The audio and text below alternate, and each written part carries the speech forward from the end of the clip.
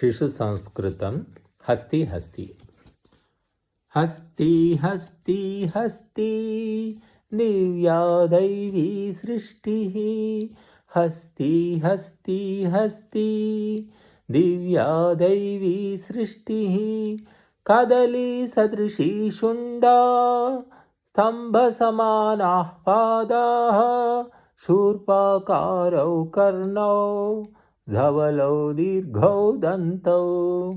शूर्पाकारौ कर्णौ धवलौ दीर्घौ दन्तौ।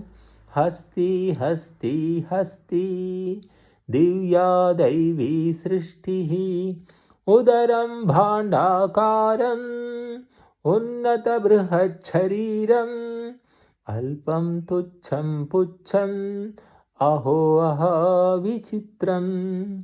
अल्पं तुच्छं पुच्छम् अहो अह विचित्रम्।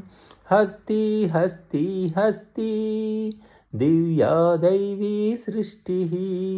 पर्वतसदृशे गात्रे सर्षपसन्निभनेत्रे। कथमति बलवानेशः अंकुशमात्राद्भीतः। कथमति बलवानेशः अंकुशमात्राद्भीतः।